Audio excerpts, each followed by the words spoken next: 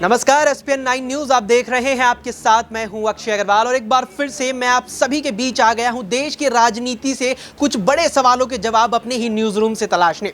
2014 में मोदी लहर के साथ सत्ता में आई बीजेपी सरकार को करीब 9.5 साल हो चुके हैं। इस बीच 2019 के आम चुनाव भी हुए, जिसमें मोदी लहर, बीजेपी और एनडीए को रोकने के लिए तमाम विपक्षी राजनीतिक दलों ने मिलकर महागठबंधन बनाया था। लेकिन मोदी लहर का जोर ऐसा था कि महागठबंधन भी उस मोदी लहर के आगे फीका पड़ गया। लेकिन अब अगले आम चुनाव यानी 2024 के लोकसभा चुनावों के लिए तमाम विपक्षी दलों ने मिलकर यहां पर इंडिया गठबंधन बनाया है, जिसमें करीब देश की 28 विपक्षी राजनीतिक पार्टियां मिली हैं। लेकिन अब तक भी इस इंडिया गठबंधन में सीटों के बंटवारे पर भी कोई बड़ा फैसला हमें देखने को नहीं मिला है। तमाम तरह से यहां पर कई तरह विवाद यहां पर सामने आए हैं। जिन 28 राजनीतिक दलों ने यहां पर मिलकर इंडिया गठबंधन बनाया है, वे अब तक भी कई लोकसभा सीटों पर अपना निष्कर्ष तक नहीं पहुंच पाए हैं। यहां पर सीटों का बंटवारा भी इस बीच साफ नहीं हुआ है। और सबसे बड़ा सवाल जो इंडिया गठबंधन की तरफ से उठ रहा है वो यही है कि इंडिया गठबंधन की तरफ से प्रधानमंत्री पद का उम्मीदवार कौन होगा। लेकिन इस सब के बीच कांग्रेस के वरिष्ठ नेता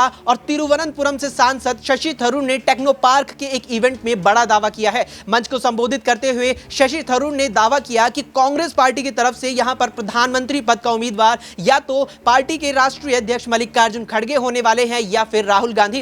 उन्होंने आगे कहा कि मल्लिकार्जुन खड़गे अगर देश के प्रधानमंत्री बनते हैं तो वे भारत के पहले दलित समुदाय से आने वाले प्रधानमंत्री होंगे। इसके अलावा उन्होंने राहुल गांधी को लेकर कहा कि राहुल गांधी इस जिम्मेदारी को बहुत ही अच्छी तरह से निभाएंगे। जाहिर सी बात है, यहां पर शशि थरूर ने जिस तरह से यह मुद्दा उठाया है तो इस पर अब राजनीति शुरू ही होनी है। लेकिन यहां एक बार फिर से वही सवाल खड़ा हो रहा है कि जिस तरह से शशि थरूर ने इंडिया गठबंधन की ओर से मल्लिकार्जुन खड़गे और राहुल गांधी को प्रधानमंत्री पद का उम्मीदवार बताया है, तो क्या इस पर जो तमाम राजनीतिक दल हैं जो इंडिया गठबंधन के अंदर शामिल है, क्या वे इस पर सहमति जताएंगे? इसी सवाल और इसी से जुड़े हम कई सवालों के जवाब न्यूज रूम में मौजूद अपने ही कुछ साथियों से जानेंगे। प्रियांशी हमारे साथ हैं। प्रियांशी, आज शशि थरूर ने मल्लिकार्जुन खड़गे या राहुल गांधी को कांग्रेस की तरफ से पीएम पद का उम्मीदवार बताया है। क्या लगता है, क्या यहां पर अगर ये स्थिति बनती है तो क्या मल्लिकार्जुन खड़गे यहां पर पूर्व में जो प्रधानमंत्री मनमोहन सिंह रहे हैं उनकी भूमिका निभाने वाले हैं? देखिए, ऐसा तो बिल्कुल नहीं कहा जा सकता कि मनमोहन सिंह जी जब प्रधानमंत्री के पद पर रहे और उस वक्त देखा गया कि उन पर यही सवाल उठते हुए नजर आए कि आखिरकार वह देश के प्रधानमंत्री हैं तो वह चुप्पी क्यों साधे रहते हैं। तो मल्लिकार्जुन खड़गे को देखकर नहीं लगता है कि वह चुप्पी साधते हुए नजर आएंगे, क्योंकि आज भी देखा जाए जब से वह अध्यक्ष बने हैं वह लगातार केंद्र की मोदी सरकार पर हमलावर हैं और ऐसे कई मामले हैं, कई राजनीतिक मुद्दों पर वह साफ तौर पर कहते हुए नजर आए हैं कि जब सत्ता में हमारी पार्टी थी हमने क्या कुछ किया था देश के विकास के लिए। और अब देखा जाए वह मोदी सरकार पर इसी वजह से हमलावर है कि हमने जो फैसले लिए थे उन फैसलों को आज बीजेपी लेती हुई नजर आ रही है, चाहे यहाँ पर तमाम विधेयक की बात ही क्यों ना की जाए। तो ऐसे में अब देखा जाए यहाँ पर मल्लिकार्जुन खड़गे को अगर पीएम पद की दावेदारी के लिए आगे किया जाता है तो जाहिर है कि यहाँ पर एक बड़ा फैसला सुनने को मिलेगा इंडिया गठबंधन का। और दूसरी ही तरफ यहाँ पर देखा जाए तो राहुल गांधी की लोकप्रियता जिस तरीके से बढ़ रही है और राहुल गांधी को लेकर भी साफ तौर पर कहा है कि अब वह पीएम पद की उम्मीदवारी के लिए आगे किए जाने चाहिए। इससे पहले खबरें तो ये भी आई थी कि यूपी की किसी एक लोकसभा सीट से वह चुनाव लड़ते हुए देखे जा सकते हैं और तब भी यही कहा गया था कि अब कहीं ना कहीं प्रधानमंत्री पद की उम्मीदवारी के लिए मल्लिकार्जुन खड़गे को आगे किया जा सकता है। तो यहाँ पर प्रियांशी का कहना है कि कहीं ना कहीं इंडिया गठबंधन की ओर से प्रधानमंत्री पद के लिए मल्लिकार्जुन खड़गे को आगे किया जा सकता है। अबरार से सवाल जानते हैं कि अबरार, जिस तरह से यहाँ पर मल्लिकार्जुन खड़गे और राहुल गांधी का नाम आया है तो इंडिया गठबंधन में जो तमाम राजनीतिक दल है कांग्रेस के अलग यहाँ पर, तो क्या वे यहाँ पर मल्लिकार्जुन खड़गे या राहुल गांधी में किसका चयन को प्राथमिकता देंगे, किसके चयन को वे प्राथमिकता देंगे?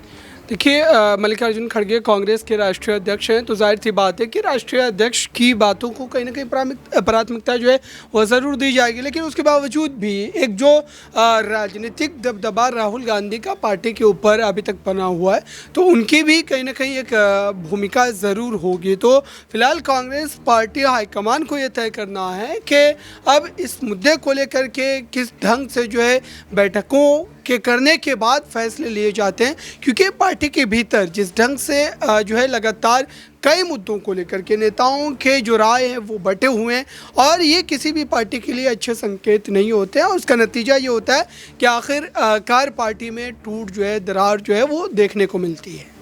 तो यहाँ पर अबरार का भी कहना है कि कांग्रेस अध्यक्ष यहाँ पर मल्लिकार्जुन खड़गे की संभावनाएं ज़्यादा हैं, लेकिन जिस तरह से बीते कुछ समय में राहुल गांधी ने ज़मीन से नेताओं ज़मीन से उतरकर लोगों के साथ जो खुद का जुड़ाव यहाँ पर मजबूत किया है, उससे कहीं ना कहीं एक मजबूत नेता के तौर पर भी उनकी छवि और ज़्यादा मजबूत हुई है, एक नेता के तौर पर भी वे और ज़्यादा यहाँ पर उभरे हैं। आकाश में मौजूद, आकाश से पूछते हैं कि आकाश, जिस तरह से यहाँ राहुल गांधी और मल्लिकार्जुन खड़गे की बात आई है, दोनों का नाम लिया गया है, तो यहाँ पर सबसे पहले मैं एक सवाल आपसे ये लेना चाहूँगा कि जिस तरह से यहाँ पर मल्लिकार्जुन खड़गे का जिक्र किया है, क्या लगता है कि वे जिस तरह से एक साल करीबन उन्हें पार्टी अध्यक्ष बने हो चुका है, क्या वे प्रधानमंत्री पद के लिए उम्मीदवारों का अगर वे बनते हैं तो क्या वे इस जिम्मेदारी को किस तरह से निभा पाएंगे, क्या लगता है?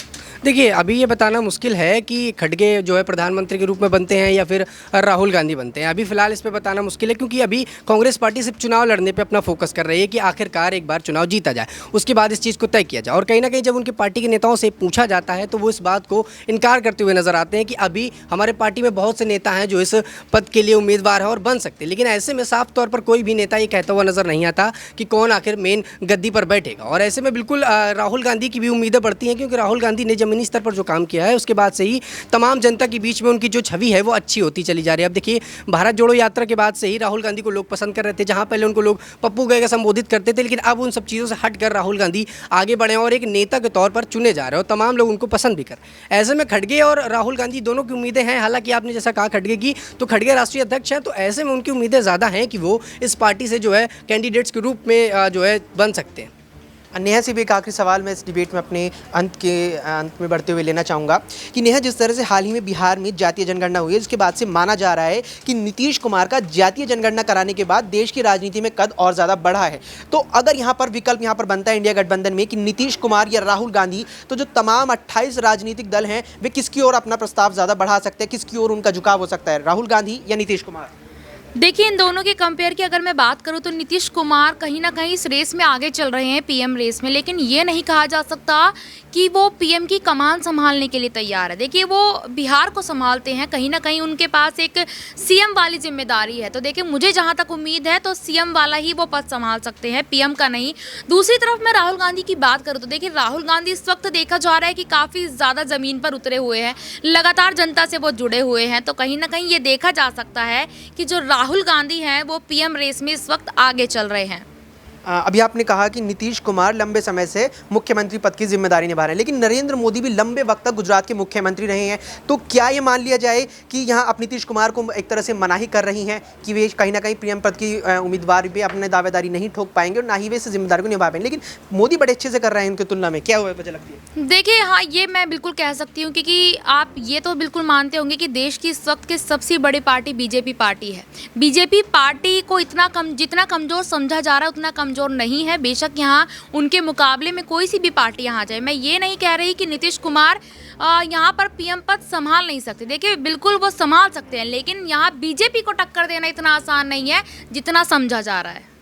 तो यहाँ पर नेहा का कहना है कि बीजेपी को टक्कर देना इतना आसान नहीं है। हालांकि यहाँ पर देश के बड़े 28 राजनीतिक दलों ने मिलकर इंडिया गठबंधन बनाया है, जो लग रहा है कि कहीं ना कहीं 2024 के आम चुनावों में नरेंद्र मोदी की बीजेपी के एनडीए को यहाँ पर हिला सकता है, और जो मोदी लहर आई थी वो 2024 में फीकी पड़ सकती है। बहरहाल देखना है कि क्या होता है, लेकिन उससे पहले 5 राज्यों के विधानसभा चुनाव भी है, जो कहीं ना कहीं ये हमें कहीं ना कहीं साफ कर देंगे कि 2024 में आखिर क्या हमें देखने को मिल सकता है। फिलहाल की इस पेशकश में इतना ही। आप देखते रहिए SPN9 न्यूज़।